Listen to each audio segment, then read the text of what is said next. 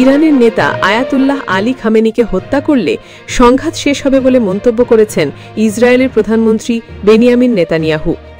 ABC নিউজকে দেওয়া এক সাক্ষাৎকারে নেতানিয়াহু বলেন, ইরানের সর্বোচ্চ নেতা আয়াতুল্লাহ আলী খামেনিকে হত্যা করা হলে সংঘাত বাড়বে না, বরং শেষ হবে। সাক্ষাৎকারে নেতানিয়াহুকে প্রশ্ন করা হয়, খামেনিকে লক্ষ্যবস্তু করার চিন্তা আছে কিনা। জবাবে নেতানিয়াহু বলেন, আমরা যা প্রয়োজন তাই করছি।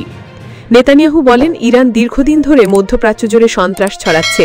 ইরান চিরস্থায়ী যুদ্ধ চায় এবং ইসরায়েলকে পরমাণু যুদ্ধের কিনারায় নিয়ে এসেছে।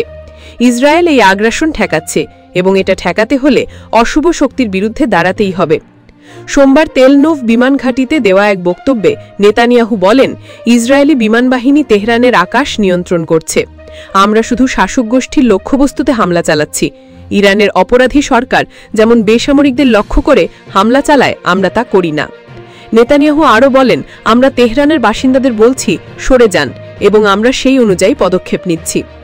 এদিকে ইরানি প্রেসিডেন্ট মাসুদ পেজেশকিয়ান বলেছেন, যুদ্ধের বিস্তৃতি চায় না ইরান, কিন্তু ইসরায়েলের পাল্টা জবাব দেবে।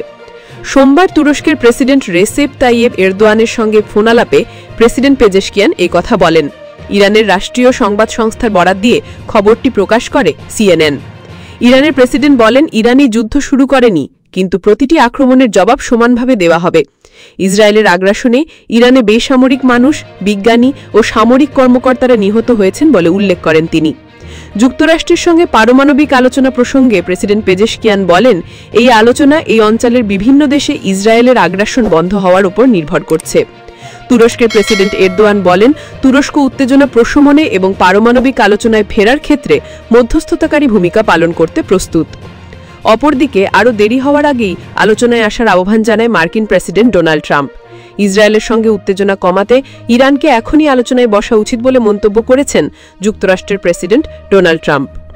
বলেন, আমি বলবো ইরান এই যুদ্ধে জিতছে না, তাই দেরি হওয়ার আগেই তাদের কথা বলা উচিত। আজ সোমবার G7 সম্মেলনের ফাঁকে কানাডার প্রধানমন্ত্রী মার্ক কার্নির সঙ্গে বৈঠকের শুরুতে কথা বলেন তিনি। আপনার কি মনে হয়, ইরানের আলোচনায় বসা উচিত নাকি বিশ্বের 10ম দেশ হিসেবে পরমাণু শক্তিধর দেশে পরিণত হওয়া উচিত? কমেন্টে জানান আপনার মতামত। ভিডিওটি ভালো লাগলে লাইক, কমেন্ট ও শেয়ার করতে ভুলবেন না।